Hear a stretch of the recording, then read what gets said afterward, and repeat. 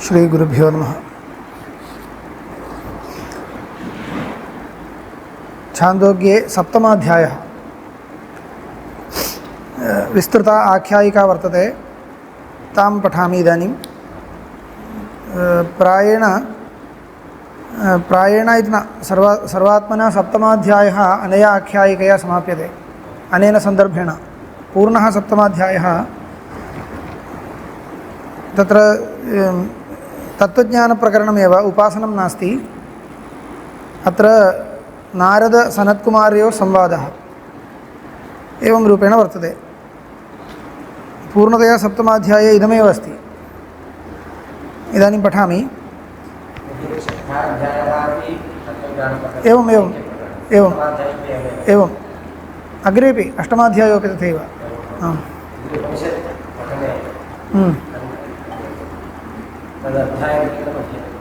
न अवश्यं पठ्यते, केन न पठ्यते, अवश्यं पठ्यते। तद् व्यवहारार्थं क्लेशवशात् अधिकं स्थापयितुं न शक्यते इति इतः परं स्थापयितुं वदामः सर्वं।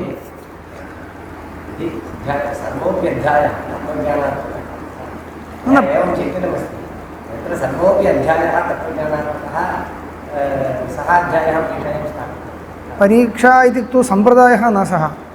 परीक्षा तु लोकव्यवहारे तावदेव शक्यते, अवकाशो नास्ति इति कृत्वा। अयं न सम्प्रदायः। सम्प्रदायः इत्युक्ते आरम्भात् पठ्यते इत्येव। यतः अयमेकः सम्प्रदायः इति नास्ति। तथा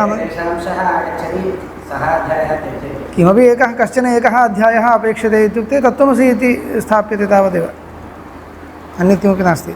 षष्ठाध्याये तदस्ति इति कृत्वा षष्ठाध्याये स्थापितः। एक एव अध्यायः यदि प्रवेशयितुं शक्यते तर्हि तथा वस्तुगत्या आरम्भात् पठ्यते इत्येव। ओम अधीहि भगवः इति ह उपससाद सनत्कुमारं नारदः। सनत्कुमारं प्रति, सनत्कुमारः कश्चन ऋषिः, तं प्रति नारदः आगतः। अधीहि भगवः इत्युक्त्वा आगतः। तगुं होवाच यद्वेत्थ तेन नोपसीद ततस्ते ऊर्ध्वं वक्ष्यामि। यथा अस्माभिरुच्यते तद्वत् यद्वेत्थ, पूर्वमेव त्वं यद् जानीषे, पूर्वं यद् जानासि त्वं तद्वद, अनुवद, ततः परं यद् ज्ञातव्यं तद्वक्ष्यामि। पाठयतु इत्युक्त्वा यदा गुरुं प्रति गच्छति, एतावत्पर्यन्तं किं पठितं तदुच्यतां, ततः परम् अग्रे वक्ष्यामि इति खलु न्यायः इति उवाच। इदानीं सः कीर्तयति, पश्यतु। नारदः किम् अधीतवान् इति वदति एतावत्पर्यन्तं।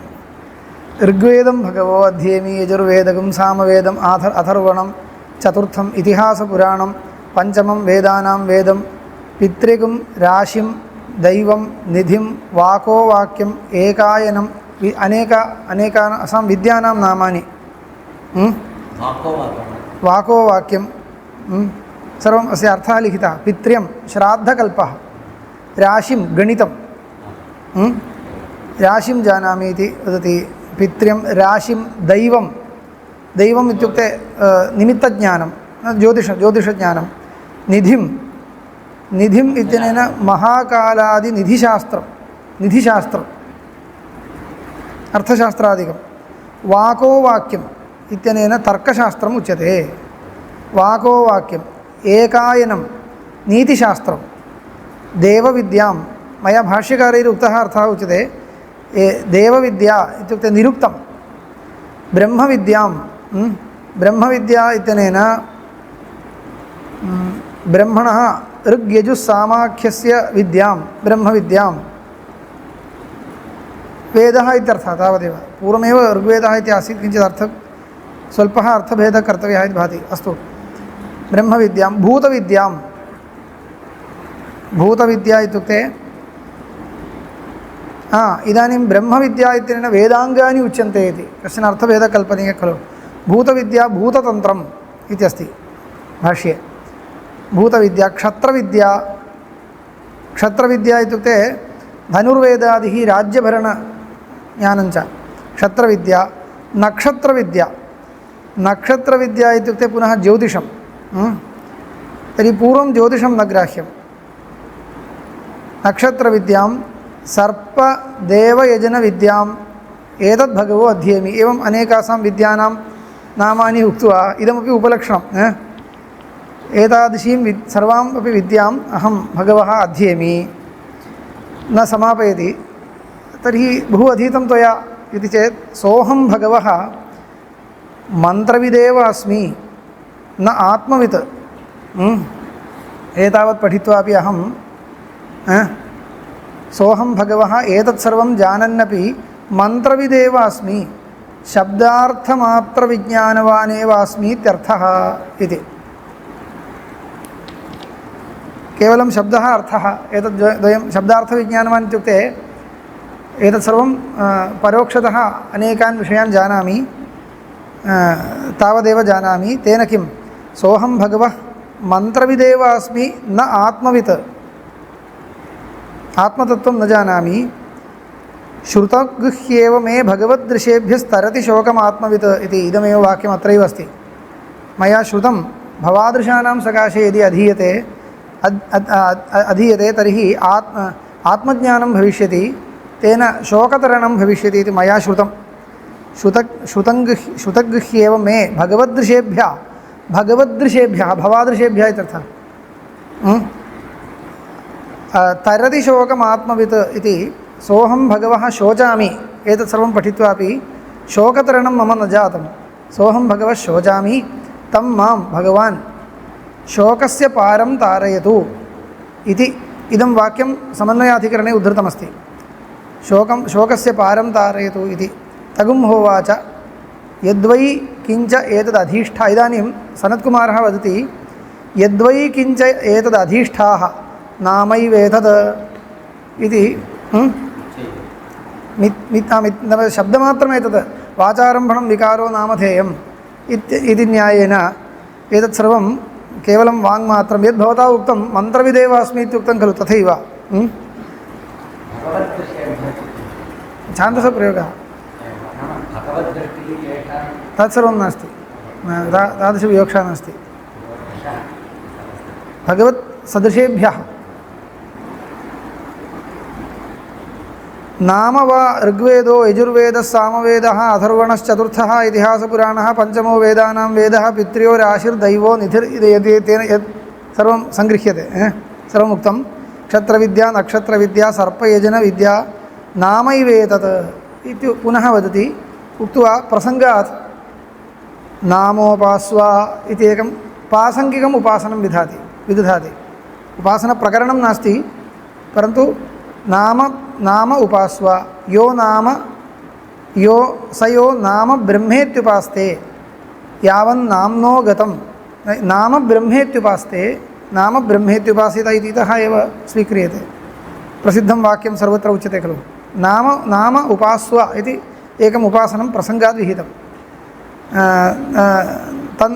नाम ब्रह्मेत्युपास्ते यावन्नाम्नो गतं तत्रास्य कामचारो भवति यो नाम ब्रह्मेत्युपास्ते अस्ति भगवो एतत् जातम् एकं सोपानं जातम् इतः परम् अग्रे अस्ति भगवः नाम्नो भूयः इति एतत् सर्वं नामैव इत्युक्तं तत्सम्बन्धी एकम् उपासनं च बोधितम् अस्तु अस्ति भगवः नाम्नो भूयः इति भूयशब्दः अत्र उत्कृष्टत्वपरः उत्कृष्टः इत्यर्थः नाम्नः अपेक्षया उत्कृष्टम् अस्ति वा किञ्चित् इदं सर्वं नामैव इति भवता निन्दितम् अस्तु एतदपेक्षया उत्कृष्टमस्ति वा किञ्चित् इति नाम्नो वाव भूयः अस्ति इति तन्मे ब्रवीतु इति वाग्वाव नाम्नो भूयसी इति तस्य उत्तरं नाम्नः अपेक्षया वाक् भूयसी इदानीम् एतस्य सर्वस्यापि अर्थः मया बहु न विचार्यते यतः भाष्ये गत्वा भवन्तः स्वयमेव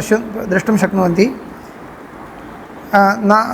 नाम्नो वाव वाक् इति कश्चन पदार्थः उक्तः वर्णः उच्यते इति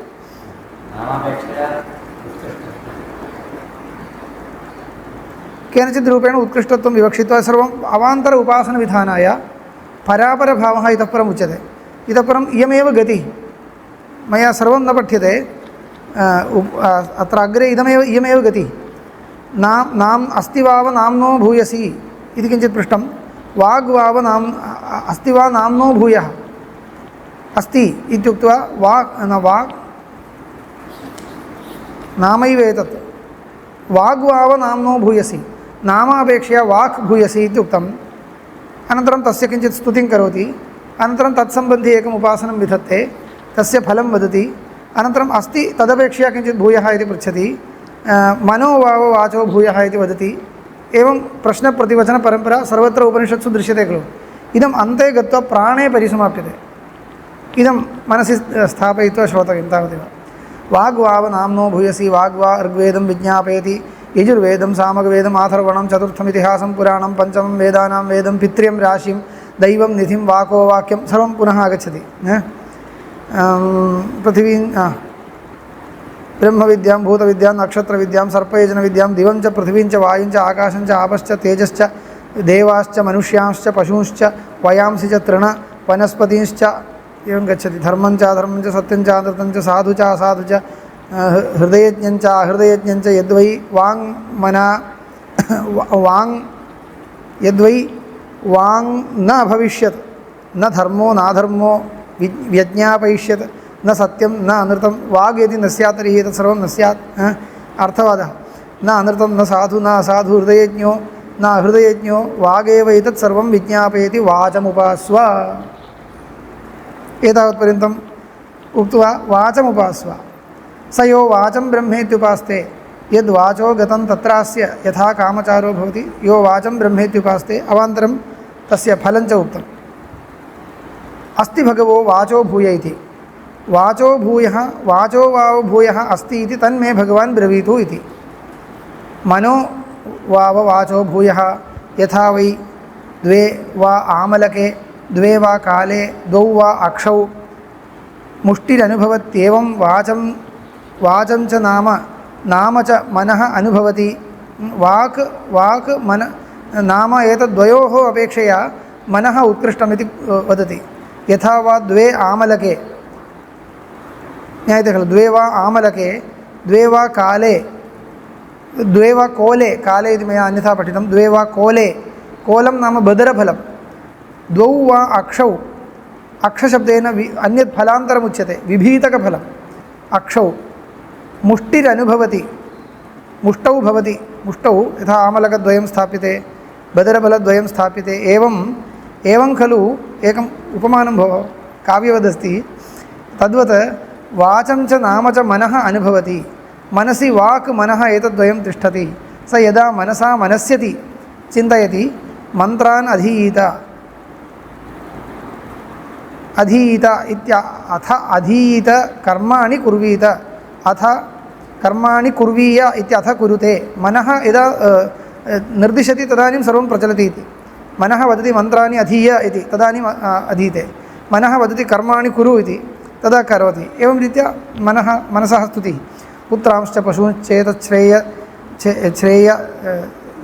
इच्छेय इति अथ इच्छते पुत्रान् पशूंश्च इच्छां कुरु इच्छत इति मनः वदति इच्छेय इति मनः वदति अतः इच्छते मनः वदति इति न इच्छेय इति मनसा सङ्कल्पं करोति इति इच्छेय इति उत्तमपुरुषप्रयोगः इच्छेय इति अधीय इति अथ अधीते कर्माणि कुर्वीय इति अथ कुरुते पुत्रांश्च पशूंश्च इच्छेय इति अथ इच्छते इमं च लोकं च अमुं च इच्छेय अथ इच्छते मनो ह्यात्मा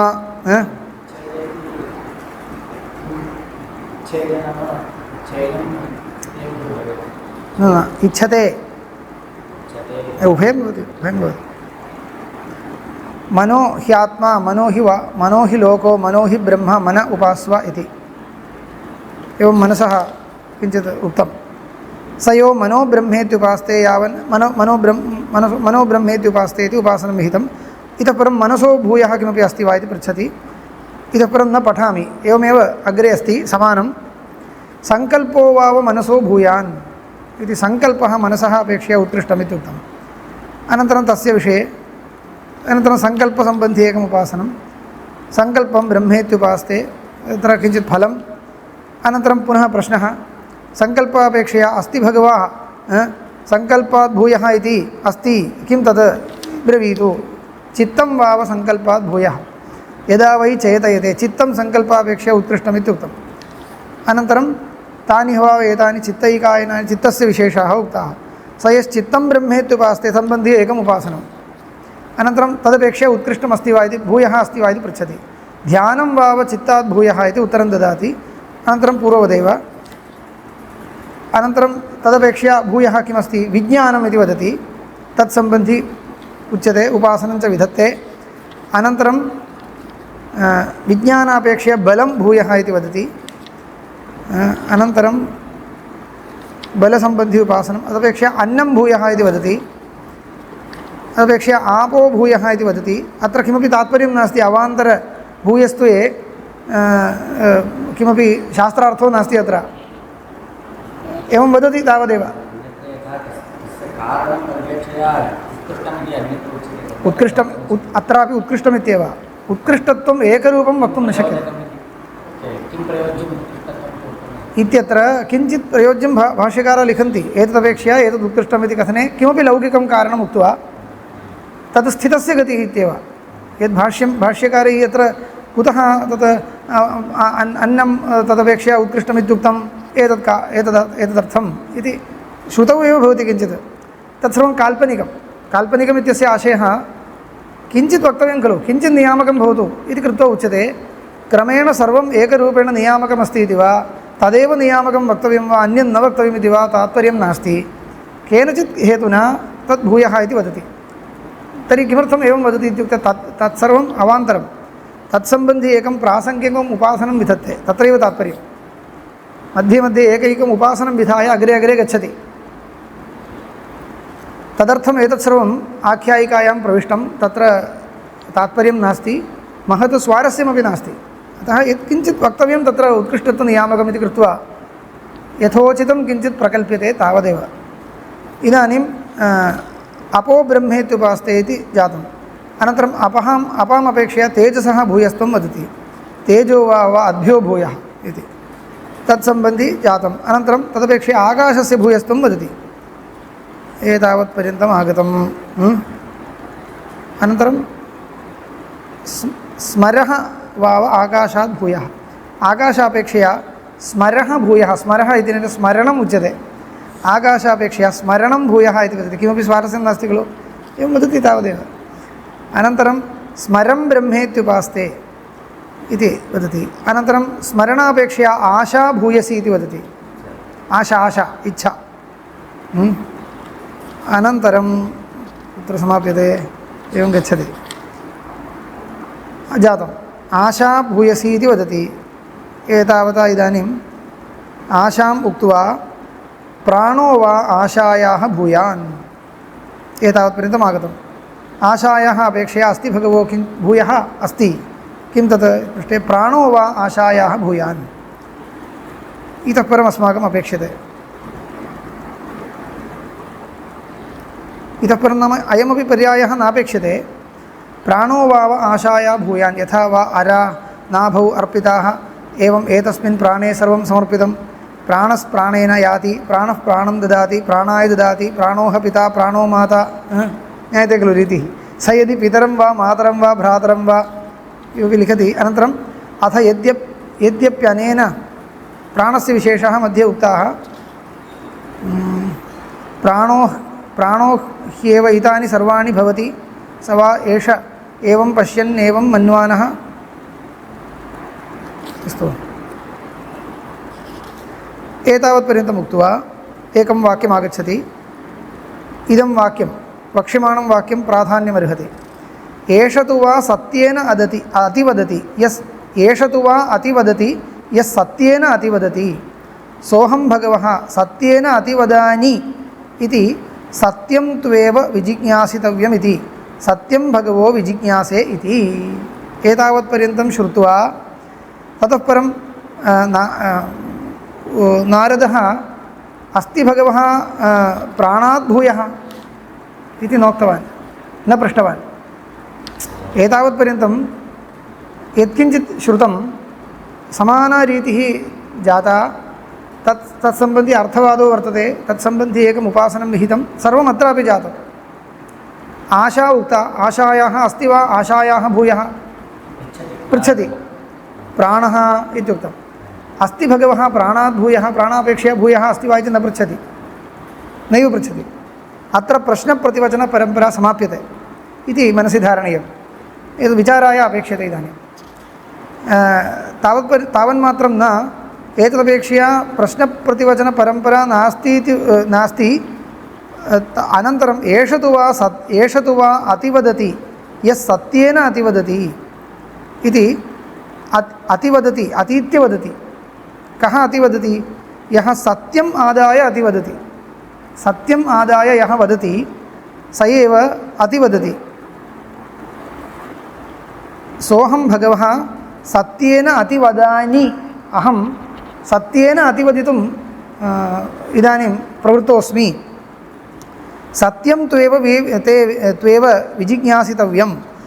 अतः सत्यमेव वस्तु अस्माभिः विजिज्ञासितव्यं। सत्यं भगवो विजिज्ञासे इति। यदा वै विजानाति अथ सत्यं वदति, न अविजानन् सत्यं वदति, विजानन्नेव सत्यं वदति। विज्ञानं त्वेव विजिज्ञासितव्यमिति। विज्ञानं भगवो विजिज्ञासे इति। एतत् सर्वं मध्ये विद्यमानं वाक्यं। भूयः इति न पृष्टं, प्राणः इति कश्चन पदार्थः उक्तः, तदपेक्षया भूयः इति किमपि नोक्तं। सत्येन अतिवदितुमिच्छामि,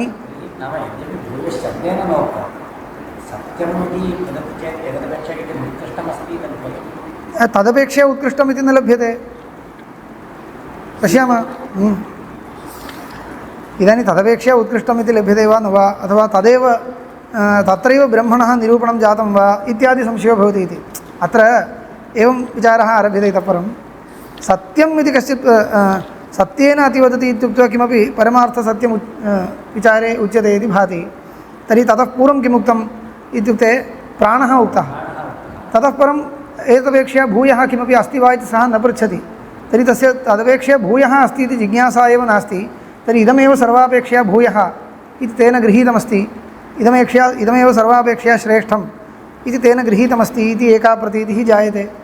यदा सत्यम् इति प्रश्नात् प्राक् एवं जायते, किन्तु सत्यं विज्ञातुमिच्छामि इति यदा वदति सः, तर्हि पूर्वं यत् उक्तं न बोधितं तदपेक्षया अन्यदस्ति। पश्यामः तदेव तत्रापि न स्थापयति। विज्ञानविषये उक्तं, यः विज्ञात्वा वदेत्। यदा वै विजानाति अथ सत्यं वदति। ज्ञानी भवति तदा सत्यं वदति। यदा विजानाति तदा खलु सत्यं वदति, अन्यत् सर्वम् असत्यमेव उच्यते। सत्यं वदति इत्युक्ते वस्तुतः यत् सत्यं तद् विजानाति तदा सत्यं वदति। न अविजानन् सत्यं वदति, विजानन्नेव सत्यं वदति इत्यादिकम् उक्तम्। इतः परं किमपि मध्ये वाक्यानि सन्ति। यदा वै मनुते अथ विजानाति, नामत्वा विजानाति, मत्वैव विजानाति, मतिस्त्वेव विजिज्ञासितव्यमिति। मतिं भगवो विज्ञासेति। यदानीं जिज्ञासा न शान्ता, इतोपि केचन पदार्थाः उच्यन्ते, तद् विजिज्ञासे इति अग्रे अग्रे गच्छति।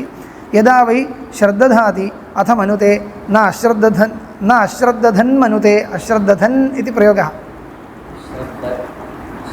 छान्दसः इत्येव। अश्रद्धधन् श्रौतप्रयोगः। अश्रद्धधन् मनुते, श्रद्धधदेव मनुते। श्रद्धात्वेव विजिज्ञासितव्या इति। श्रद्धां भगवो विजिज्ञासे इति। यदा वै निस्तिष्ठति अथ श्रद्धधाति, न अनिस्तिष्ठत् एवं रीत्या किमपि अस्ति। यदा वै करोति, यदा वै सुखं लभते अथ करोति, न असुखं लब्ध्वा करोति, सुखमेव लब्ध्वा करोति। सुखं त्वेव ते विजिज्ञासितव्यं। सुखं भगवो एतावत्पर्यन्तम् आगतं। मध्ये किमपि उक्त्वा किमपि इति न, अनन्तरं पठन्तु। अत्र सर्वं विचारे तस्य उपयोगो नास्ति इति कृत्वा मया औदासीन्येन गम्यते। यदा वै सुखं लभते अथ करोति, न असुखं लब्ध्वा करोति, सुखमेव लब्ध्वा करोति। सुखं त्वेव ते विजिज्ञासितव्यम्। एतावत् जातं। सुखं भगवो विजिज्ञासे इति। इदानीं प्रकृतविषयवाक्यं प्रति आगतं। यो वै भूमा तत्सुखं, भूमाधिकरणं। सुखं भगवो विजिज्ञासे पर्यन्तम् आगतं खलु। मध्ये एकं सत्येन अतिवदति इत्यादिकं किञ्चित् अस्ति। तावत्पर्यन्तम् एका रीतिः। उपरि प्रश्नप्रतिवचनपरम्परा, मध्ये सत्येन अतिवदनम् इति कश्चन विषयः अनन्तरं पुनः किञ्चित् विजिज्ञासे इत्युक्त्वा अन्ते सुखं पर्यन्तम् आगतम् एतावत् मनसि आगतं खलु इदानीं सुखं किम् इति वदति यो वै भूमा तत् सुखं न अल्पे सुखमस्ति भूमैव सुखं भूमात्वेव विजिज्ञासितव्य इति भूमानं भगवो विजिज्ञासे इति भूमा इति कश्चित् पदार्थः इदानीम् उपस्थापितः सुखं विजिज्ञासे इत्युक्तं किं तत् सुखं भूमा वै तत् सुखं भूमा इति कश्चित् पदार्थः उक्तः भूमैव सुखं तदा भूमैव विजिज्ञासितव्यः इति अस्तु भूमानं विजिज्ञासे सः पृच्छति तदेव मे उपदिश इति रीत्या भूमानं भगवो विजिज्ञासे इति इदानीम् उपदेशवाक्यम् अग्रे इदम् अस्माकं विषयवाक्यं यत्र नान्यत् पश्यति नान्यत् शृणोति नान्यद् विजानाति स भूमा अथ यत्रान्यत् पश्यत्यन्यत् शृणोत्यन्यद् विजानाति तदल्पं यो वै भूमा तदमृतम् अथ यदल्पं तन्मर्त्यं स भगवः एतावत्पर्यन्तम् उपदेशः जातः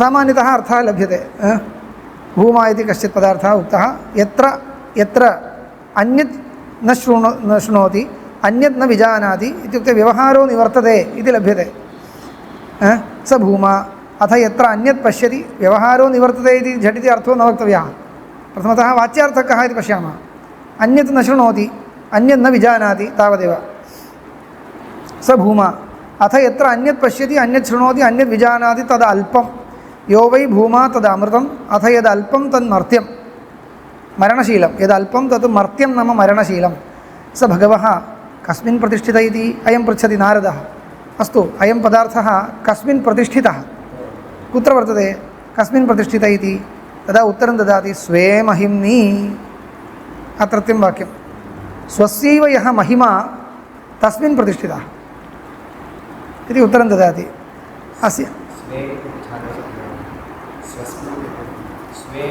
स्वे महिम्नि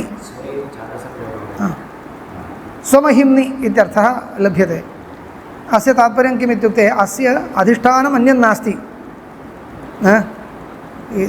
अस्य किम् अयं कुत्र तिष्ठति इति पृष्टं तर्हि कुत्रचित् तिष्ठति इति वक्तव्यं खलु प्रश्नानुसारेण अतः स्वस्मिन्नेव तिष्ठामि इत्युक्ते किं भवतः के सेवकाः अहमेव मम सेवकः इत्युक्ते अहमेव सेवकः इत्यर्थो न सेवको नास्ति इत्यर्थः सेवको नास्ति इत्यर्थः तद्वत् अस्य किमपि अन्या प्रतिष्ठा अस्य नास्ति इति लभ्यते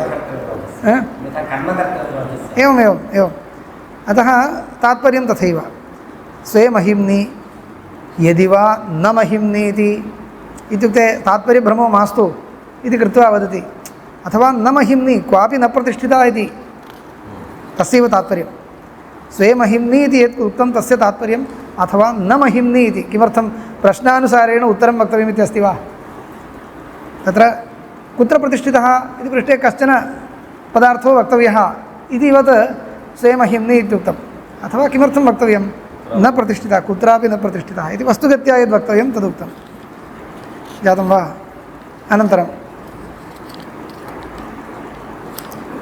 गो अश्वमिह महिमेत्याचक्षते हस्तिहिरण्यं दासभार्यं लोके महिमा इति कः पदार्थः उच्यते गो अश्वं गौः अश्वः इत्यादिकं लोके इह महिमा इत्याचक्षते अस्य अत्यन्तं महिमा वर्तते इत्युक्ते बहु सम्पदस्ति गौः अश्वमिति तु प्राचीनकाले सम्पत् पर्यायपदं गौः अश्वः महिमा इति इह आचक्षते इह लोके तदेव महिमा इति आचक्षते हस्तिहिरण्यं दासभार्यं क्षेत्राणि आयतनानि एवं खलु एतत् सर्वं लोके महिमा इति उच्यते नाहमेवं ब्रवीमि इति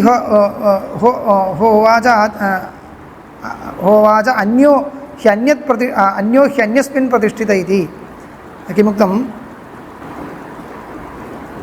लोके इदमेव एतत् सर्वं महिमा इति उच्यते परन्तु एतेषु मध्ये अन्यतमं पदार्थम् अत्र महिमशब्देन मया न गृहीतम् पदार्थो न गृहीतः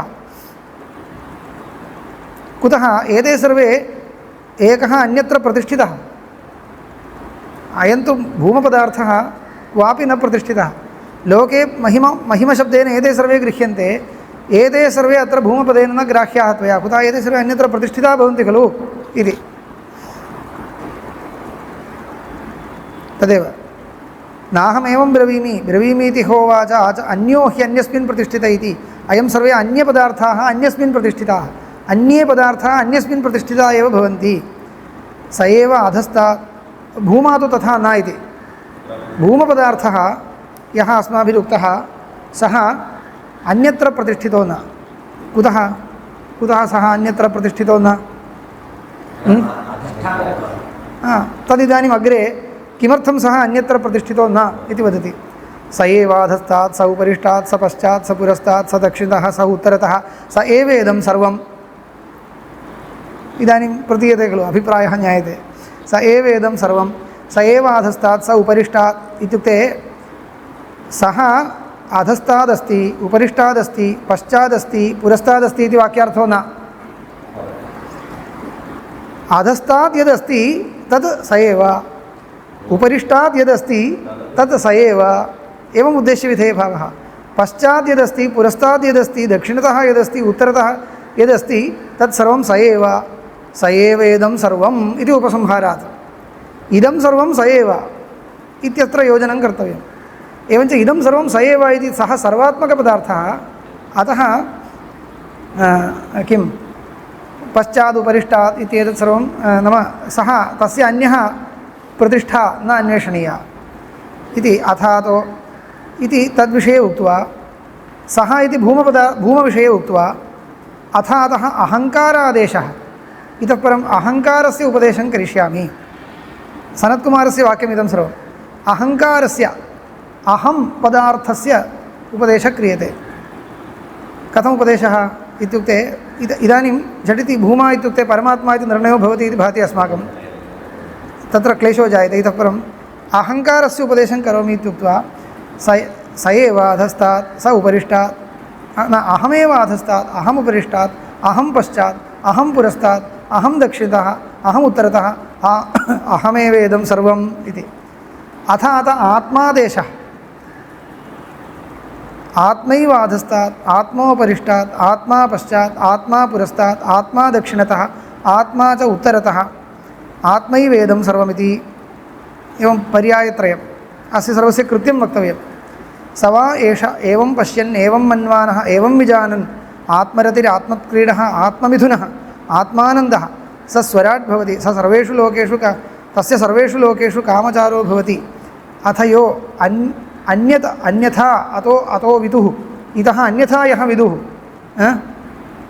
अन्यराजानस्ते क्षय्यलोकाः भवन्ति एतद्विहाय अन्यत् किमपि ये जानन्ति ते अन्यराजानो भवन्ति कथं पदप्रयोगः पश्यतु अन्यराजानः नियमेन तस्य कश्चन राजा भवति इति अन्यः राजा यस्य सः अन्याधीन एव भवति इत्यर्थः अस्य राजा अन्यो वर्तते इत्युक्ते अयं तदधीनः एवञ्च एतत् भूमानं विहाय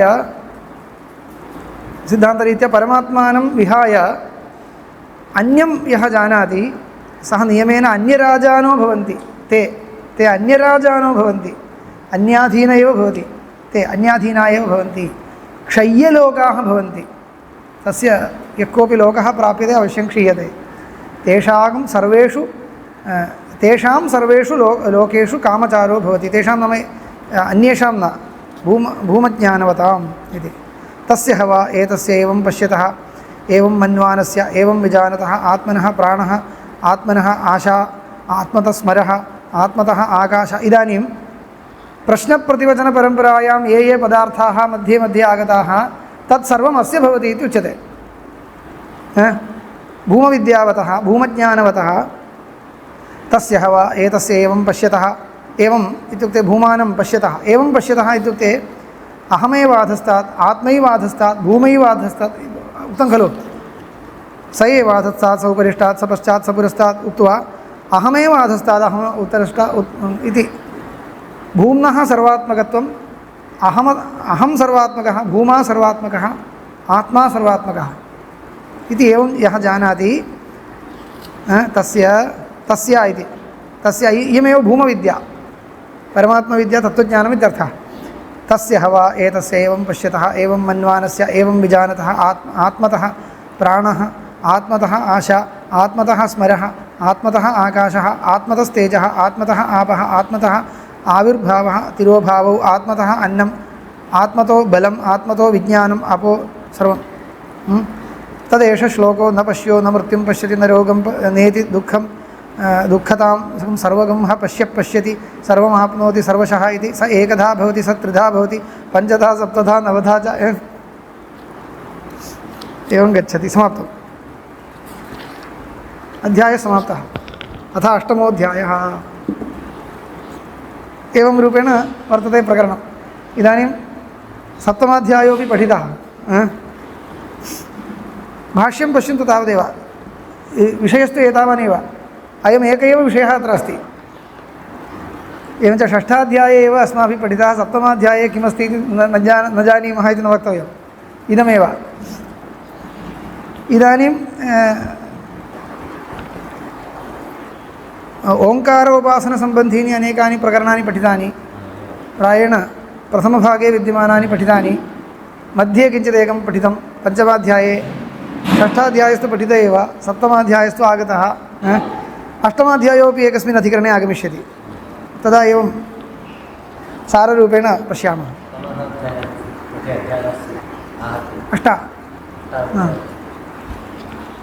अष्टौ एव। इदानीं किञ्चित् पठित्वा समापयामि। श्वः अधिकरणं पूर्णतया समापयितुं शक्यते।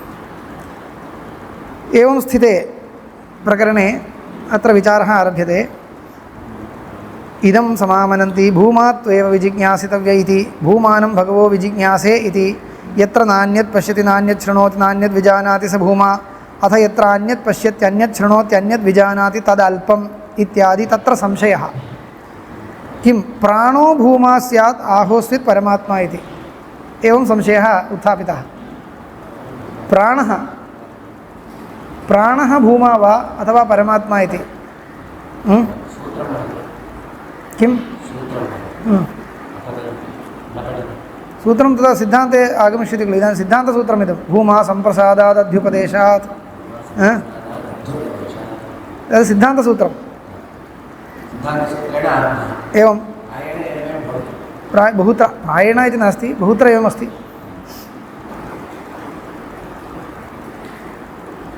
प्रायेण इति वक्तुं शक्यते। द्वितीयाध्याये बहुत्र पूर्वपक्षः पृथगेव अस्ति। आरम्भे सूत्रं पूर्वपक्षसूत्रं न। प्रथमाध्याये तु एवमेव प्रायेण इत्यपि न वक्तव्यमिति भाति। कुत्र पूर्वपक्षसूत्रं प्रथमाध्याये आरम्भे वर्तते? न वर्तते एव।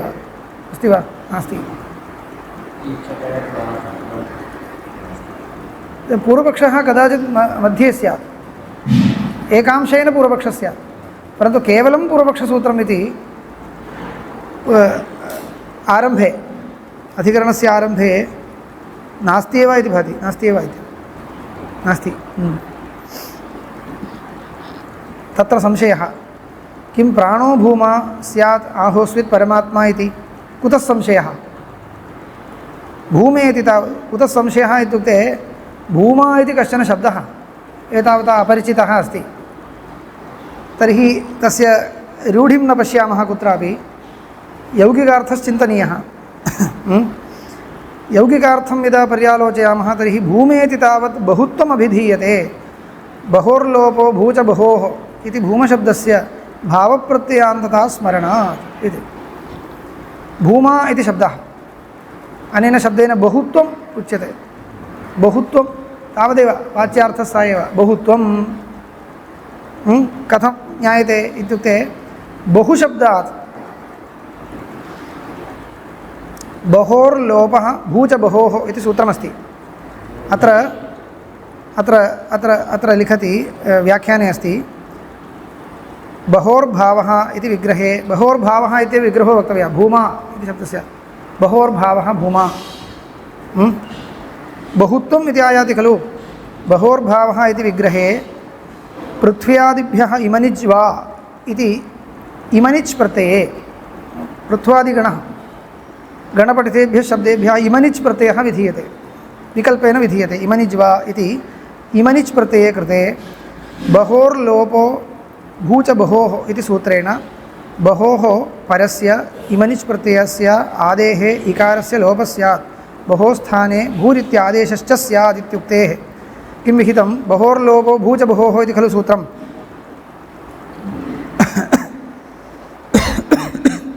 बहोः लोपो भवति इति न बहोर्लोपः तथा बहोर्लोपो भवति इति न बहोः परस्य इमनिच् प्रत्ययस्य बहोः परत्र यदा इमनिच् प्रत्ययः क्रियते तदा इमनिच् प्रत्ययस्य आदेः इकारस्य लोपो भवति एवञ्च बहुशब्दात् इमनिच् प्रत्यये स्थिते इकारस्य लोपे इदानीम् इमनिच् इति नास्ति इकारः गतः तावन्मात्रं न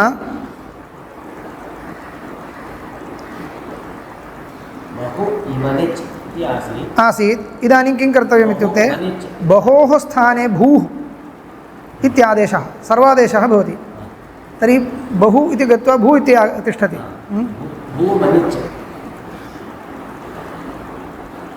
इत्यादेशश्च स्यात् इत्युक्तेः इदानीं भू इति गतं मन् इति तिष्ठति अतः भूमन् इति शब्दः लभ्यते भूमन्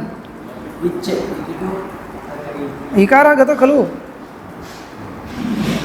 मन् इत्येव अस्ति इदानीम् अवशिष्टं चकारः इति खलु चकारस्य विषये किमर्थं प्रश्नः इकारोपि गतः अनेन सूत्रेण बहु शब्दस्य स्थाने भू इति सर्वादेशः आगतः सोऽपि गतः अतः भूमन् शब्दः निष्पन्नः भूमा भूमानौ भूमाना नकार अन्नन्तशब्दः इदं जातं पुल्लिङ्गशब्दः लब्धः भूमा भूमानौ भूमानः स्त्रीलिङ्गशब्दो न भूमन् शब्दः निष्पन्नः एतत् सर्वम् अस्माकं नापेक्षते इदम् उक्तं व्याख्याने अस्ति कृत्वा उक्तं तावदेव एवञ्च किं जातम् इत्युक्ते अत्र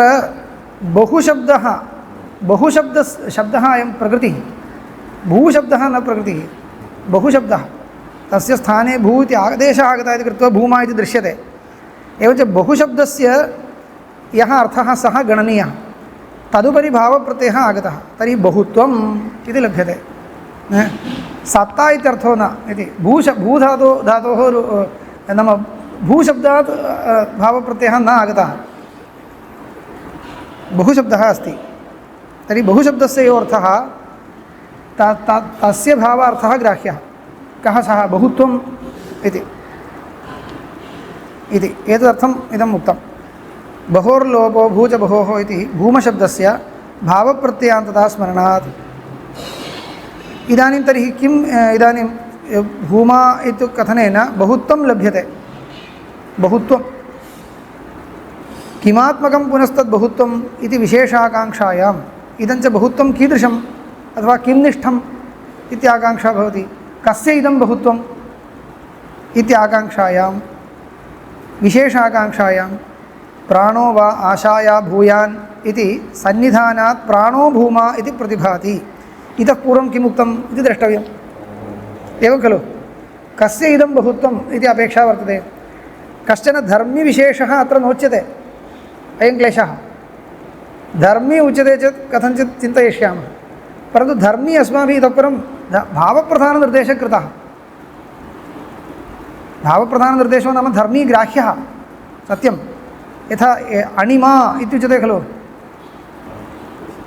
अणोर्भावः अणिमा स एषो अणिमा इत्युक्तम् अणिमा इति धर्मीप्रधाननिर्देशः वस्तुगत्या परन्तु वाच्यमर्यादया किं लभ्यते भावार्थः खलु लभ्यते अणुत्वं सूक्ष्मत्वम् इत्यर्थं गृहीत्वा तत्र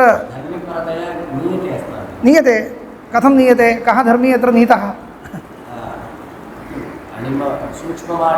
स कः कथं गृहीतं सूक्ष्मः इत्युक्ते परमात्मा एव वा पूर्वं किम् आसीत् प्रसङ्गस्तु तस्यैव खलु पूर्वं परमात्मा उपस्थितः वर्तते इति कृत्वा स एव अत्र अणिमत्वेन स एव उच्यते इति वक्तव्यं भवति तद्वदेव अत्रापि बहुत्वेन रूपेण कश्चित् पदार्थः प्रतिपाद्यते बहुत्वेन रूपेण प्रतिपादयितुं योग्यः पदार्थः कः इति पृष्टे यत् पूर्वम् उपस्थितं तदेव, अन्या का गतिः? पूर्वं किम् उपस्थितं? प्राणः, ततः परं प्रश्नप्रतिवचनपरम्परा नास्ति, तावदेव। प्राणो वा आशाया भूयान् इति सन्निधानात् प्राणो भूमेति प्रतिभाति। तथा श्रुतं हि एव मे भगवद्दृशेभ्यस्तरति शोकमात्मवित् इति सोऽहं भगवत् शोचामि तं मा भगवान् शोकस्य पारं तारयतु इति प्रकरणोपस्थानात् परमात्मा भूमा इत्यपि प्रतिभाति। कस्य उपादानं न्याय्यं कस्य वा हानं न्याय्यम् इति भवति संशयः। प्रकरणस्य उपक्रमे सम्भाषणं श्रुत्वा परमात्मा इतः परं वक्ष्यते इति प्रतीयते अस्माकं। किमर्थं? सर्वमेतत् पठित्वापि अहं शोचामि, भवान् मां शोकस्य पारं तारयतु। तर्हि शोकनिवृत्तिं प्रति कारणीभूतस्य ज्ञानस्य विषयः, शोकनिवृत्तिकारणीभूतज्ञानस्य विषयः परमात्मा इति उपनिषत्सु प्रसिद्धं। तर्हि अत्रापि प्रकरणे उपक्रमः शोकनिवृत्तिसाधनोपदेशपूर्वकः, शोकनिवृत्तिसाधनविषयकप्रश्नपूर्वकः उपक्रमो वर्तते। तर्हि उपदेशोपि तद्विषयकः इति लभ्यते इति कृत्वा परमात्मा इत्यपि प्रतिभाति। परन्तु शब्दं दृष्ट्वा परमात्मा इति झटिति निर्णयः कर्तुं न शक्यते। परमात्मा वक्तव्यश्चेत् किमर्थम् एतादृशकोलाहलः? साक्षादेव वक्तुं शक्यते खलु। अतः अन्यत् किमपि उक्त्वा उपसंहृतमिव दृश्यते। तस्मात् प्राणः अत्र भूमा इति प्रतिभाति। किं तावत् प्राप्तं? पूर्वपक्षः उच्यते प्राणो भूमा इति कस्मात्? भूय प्रतिवचन अदर्शनात्। भूय प्रतिवचनादर्शनात्, भूयः प्रश्नप्रतिवचनादर्शनात्। भूयः इत्यस्य पुनः इत्यर्थो न। यतः भूयः इति पुनः इत्यर्थे अव्ययम्, एतन्न इदं भूयो विषयकप्रश्नः। आम्, उत्कृष्टम् इत्यर्थः। अत्र उत्कृष्टपदार्थान्तरविषयकप्रश्नः भूयप्रश्नः अस्ति वा? कथं ज्ञायते इत्युक्ते अस्ति वा भगवः नाम्नो भूयः इति इत्युक्ते नाम्नः पुनः इति अर्थो वा? अस्ति वा भगवः नाम्नो भूय इति, एवं खलु? तर्हि भूयशब्दस्य कोऽर्थः? नाम्नः अपेक्षया उत्कृष्टं सप्रतियोगिकं किञ्चित् उच्यते खलु। नाम्नः अपेक्षया उत्कृष्टं किमपि अस्ति वा इति तेन पृष्टमस्ति। एवमेव प्रश्नप्रतिवचनपरम्परा एतावत्पर्यन्तम् आगता। तर्हि प्राणः इत्युक्त्वा उपसंहारः कृतः। तदपेक्षया भूयः किमपि अस्ति वा इति न पृष्टम् अनेन, न च उत्तरितं। तस्मात् भूयप्रश्नप्रतिवचनादर्शनात् इत्युक्ते प्राणापेक्षया भूयसः, भूयः इति अव्ययं न, भूयसः, भूयः भूयसि भूयांसि तस्य भूयो विषयकस्य एतदपेक्षया उत्कृष्टस्य पदार्थान्तरस्य प्रश्नः न कृतः। भूयो विषयकप्रश्नप्रतिवचन अदर्शनात्। यथा हि अस्ति भगवो नाम्नो भूयः इति वाग्वाव नाम्नो भूयसी इति उत्तरं। तथा अस्ति भगवो वाचो भूयः इति मनो वा वाचो भूयः इति च नामादिभ्यो हि आप्राणात्, प्राणपर्यन्तम् आप्राणात् भूयः प्रश्नप्रतिवचनप्रवाहः प्रवृत्तः। भूयः प्रश्नप्रतिवचनप्रवाहः एव आसीत्, प्रवाहः एव आसीत्, प्रवाहः प्रवृत्तः। नैवं प्राणात् परं भूयः प्रश्नप्रतिवचनं दृश्यते। अस्ति भगवः प्राणात् भूय इति इत्यदो वाव प्राणात् भूय इति इदम् अदो अधः इति इदमेव प्राणात् भूय इति उत्तरमपि न दृश्यते। प्राणापेक्षया भूयः किम् इति प्रश्नोपि न दृश्यते। इदमेव प्राणापेक्षया भूयः इति उत्तरमपि न दृश्यते। तर्हि किं कर्तव्यम् इत्युक्ते यथा आनन्दमयाधिकरणे पूर्वपक्षिणा उक्तं खलु, आनन्दमयकोशापेक्षया अन्य कोऽपि कोशः न प्रतिपाद्यते। अन्योन्तरात्मा अन्योन्तरात्मा अन्योन्तरात्मा इत्युक्ते इतः परं नोच्यते। तर्हि स एव अन्तरात्मा इति लभ्यते इति पूर्वपक्षिणा उक्तं खलु। तद्वदेव अत्र आगत्य परिसमाप्तिर्दृश्यते। तर्हि प्राण एव इत्युक्ते किं कर्तव्यं? प्राणशब्देन परमात्मा उच्यते इति निर्णयः कर्तव्यः इति वा कर्तव्यम्, अथवा प्राण एव भूमपदार्थः इति वा वक्तव्यम्। द्वयधा चिन्तयितुं शक्यते द्वयधा चिन्तयितुं शक्यते प्राणशब्देन परमात्मा उच्यते इति निर्णयः कर्तुं शक्यते अनेकत्र कृतः खलु परमात्मा अत्र बोधनीयः सम्यक् सम्यक् बोधयिष्यामः प्राणपदस्य अर्थः परमात्मा इति भवतु भवति अथवा प्राणशब्दे एव प्राणशब्दस्य एव यो वाच्यार्थः स एव अत्र सर्वात्मकत्वेन प्रतिपाद्यते इति वा अस्तु तत् किमपि कर्तव्यं तद्विषये किञ्चित् योजनीयं पश्यामः कथम् इति एवं किमपि कर्तव्यं मम इति चिन्तयति पूर्वपक्षी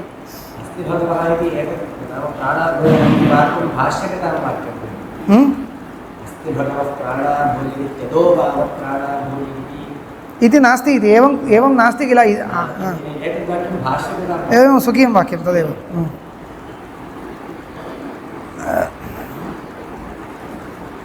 एवं प्राणमेव तु नामादिभ्यः आशान्तेभ्यः भूयांसं प्राणो वा आशाया भूयान् इत्यादिना सप्रपञ्चमुक्त्वा प्राणदर्शिनश्च अतिवादित्वम् अतिवाद्यसीति अतिवाद्यस्मीति ब्रूयात् न अपह्नुवीत इत्यभ्यनुज्ञाय एष तु वा सत्येन अतिवदति एष तु वा अतिवदति यः सत्येन अतिवदति इति प्राणव्रतम् अतिवादित्वम् अनुकृष्य अपरित्यज्यैव प्राणं सत्यादिपरम्परया भूमानम् अवतारयन् प्राणमेव भूमानं मन्यते इति गम्यते पूर्वपक्षः उपस्थापितः स्पष्टं वर्तते मध्ये अस्माभिः किञ्चित् न पठितं तदपि वस्तुगत्या पठनीयमासीत् इदं पठितम् अस्माभिः सत्येन अतिवदति तत्र इदमपि उक्तं प्राणो वा आशाया भूयान् इति उक्त्वा प्राणम् उपस्थाप्य प्राणो वा आशाया भूयान् इत्यादिना सप्रपञ्चम् उक्त्वा तत्र प्राणस्य विशेषाः सर्वे उक्ताः अयमेव सप्रपञ्चम् उक्त्वा प्राणदर्शिनश्च अतिवादित्वम् उक्तं प्राणदर्शी प्राणविज्ञानवान् यः वर्तते प्राणसम्बन्धि किञ्चित् उपासनं च विहितं तदेव उपासनं प्राणविज्ञानम् इत्यनेन ग्राह्यं तादृशप्राणविज्ञानवान् कीदृशो भवति इत्युक्ते अतिवादी भविष्यति स यः सत्येन अतिवदति स एव अतिवादी इति मया श्रुतं तदहं विजिज्ञासे इति अनेन उक्तं खलु इयं जिज्ञासा प्राणविषयकजिज्ञासा इत्येव भवतु प्राणविद्यायाः विषये एव इदं पृच्छ्यते उत्तरं च तद्विषयमेव कथम् इत्युक्ते अतिवाद्यसीति अतिवाद्यस्मीति ब्रूयात् नापह्नुवीत इत्यभ्यनुज्ञाय इदम् अस्माभिः न पठितम् एवम् आसीत् तत्र प्राण उपासकस्य कृते इदमुच्यते किं केनचित् अन्येन केनचित् भोः त्वम् अतिवाद्यसि इत्युक्ते न इति न वक्तव्यम् ओम् इति स्वीकर्तव्यम् एतत् सर्वं तत्र मध्ये वर्तते अतिवाद्यसि इति केनचित् उक्ते अतिवाद्यस्मि इति ब्रूयात् सत्यम् अहम् अतिवाद्येव इति न अपह्नुवीत तस्य निराकरणं न कर्तव्यं तथा किमपि नास्ति इति वदामः खलु तथा न तथैव इति वक्तव्यम् एतत् सर्वं मध्ये अस्ति अतिवाद्यसि इति अतिवाद्यस्मि इति ब्रूयात् न अपह्नुवीत न निराकुर्वीत इति अभ्यनुज्ञाय सामान्यतः अस्माभिः अस्माकं विषये भवान् तु चतुश्शास्त्रपण्डितः इत्युक्ते तथा किमपि नास्ति इति उच्यते खलु अन्येन मुखे स्तुतौ कृतायाम् अन्यथा चेत् नास्ति क्लेशो नास्ति अन्यान् दृष्ट्वा कोऽपि किमपि वदति चेत् वदतु इति त्यज्यते साक्षात् मुखं दृष्ट्वा उच्यते चेत् स्वभावः कथं भवति सर्वेषां तथा किमपि नास्ति वस्तुतस्तथा चेदपि तथा नास्ति इति शिष्टाचारः अस्ति खलु एवं शिष्टाचारः सः किम् एवम् अस्ति वा विनयः अस्ति वा न वा कदाचित् गर्विष्ठ एव स्यात् परन्तु गर्विष्ठाः सन्तोपि तथा वदन्ति जनाः अस्ति खलु अयं शिष्टाचारः परन्तु सः परिपालनीय अनेन परिपालनीयः नास्ति अयं शिष्टाचारः अनेन परिपालनीयः नास्ति न अपह्नुवीत अतिवाद्यसि इत्युक्ते अतिवाद्यस्मि इति अङ्गीकुर्यात् न अपह्नुवीत इति च अभ्यनुज्ञाय तथैव इत्युक्ते ओ एवं वदति वा इति आश्चर्यं न कर्तव्यं तथा न अपह्नुहीता इत्यभ्यनुज्ञाय एष तु वा अतिवदति यः सत्येन अतिवदति इति इदमपि अस्ति। प्राणविषये उक्त्वा अनन्तरं झटिति इदं वाक्यम् आगच्छति, एष तु वा अतिवदति। एषः कः? यः सत्येन अतिवदति, यः इतः पूर्वम् उपस्थितः स एव। प्राणविद्या इतः पूर्वम् उपदिष्टा, एषः इत्युक्ते प्राणविद्यावान् इति किल आयाति, प्राणोपासकः इति आयाति। सः कीदृशः? सः अतिवदति, अतिवादी भवति, सत्येन अतिवदति स एव। तर्हि प्राणविज्ञानवान् एव सत्यनिष्ठः इत्येव योजयितुं शक्यते। सत्येन अतिवदति इति प्राणं व्रतम् अतिवादित्वम् अनुकृष्य प्राणोपासकस्य इदमेव व्रतम् अतिवादित्वम् इत्युक्ते अतिवाद्यसि इत्युक्ते अतिवाद्यस्मि इति ब्रूयात्, एवं रूपेण तस्य निष्ठां प्रदर्श्य, व्रतं नाम निष्ठा, एतादृशी एका निष्ठा तस्य वर्तते इत्येवं प्रदर्श्य अतिवादित्वम् अनुकृष्य अपरित्यज्यैव प्राणं, पूर्वम् उपस्थापितः यः प्राणपदार्थः तस्य परित्यागं विनैव सः अनुवर्तते। इदानीं मध्ये तस्य परित्यागे किमपि अथ इति प्रकरणविच्छेदो नास्ति, किमपि नास्ति। एवं तमेव प्राणपदार्थम् अनुकृष्य अपरित्यज्यैव प्राणं सत्यादिपरम्परया इदा सत्येन अतिवदति इत्यादिकम् उक्त्वा झटिति किं करोति? भूमानम् अवतारयति। सत्यादिपरम्परया भूमानम् अवतारयन् सत्यादिपरम्परया इत्युक्ते मध्ये केचन पदार्थाः विज्ञानं सत्यं सुखं किमपि किमपि उक्तमस्ति, सुखं तु एव वे जिज्ञासा इत्यादिकं मध्ये आगतम्। एतावता पूर्वम् उपास्यत्वेन यः उपदिष्टः प्राणः तस्य परित्याग एव न कृतः इति पूर्वपक्षी मन्यते। तस्य परित्यागः कृतः, कृत्वा एव अग्रे गम्यते इति सिद्धान्तिना वक्तव्यमस्ति। बहुदुक्तं सम्यक् नास्ति, प्राणस्य उपासनम् उक्तं तावदेव, तत् परित्यज्यैव अग्रे गतम्, अपरित्यज्य न इति सिद्धान्तिना वक्तव्यं। तदर्थं पूर्वपक्षः क्रियते अपरित्यज्यैव प्राणं सत्यादिपरम्परया भूमानम् अवतारयन् प्राणमेव भूमानं मन्यते इति गम्यते। प्राणमेव भूमानं मन्यते कः? सनत्कुमारः। भूमा इत्यनेन सनत्कुमारः कं पदार्थं निर्दिशति? प्राणमेव निर्दिशति। बहुत्वस्य आश्रयः कश्चन पदार्थः अपेक्षते। धर्मी नैव निर्दिष्टः। इदानीं धर्मी लोकादेव एवं स्वीकर्तव्यो वा, प्रकरणे उपस्थितं स्वीकर्तव्यं वा इत्युक्ते प्रकरणे उपस्थितः एव धर्मी स्वीकर्तव्यः। उपस्थितः कः इत्युक्ते शब्दविशेषेण उपस्थितः कः इत्युक्ते प्राण एव। तदा प्राणमेव भूमानं मन्यते इति गम्यते। अत्र समापयामि। इमं पूर्वपक्षम् इतोपि दृढीकृत्य सिद्धान्तो वक्तव्यः। तावदेव।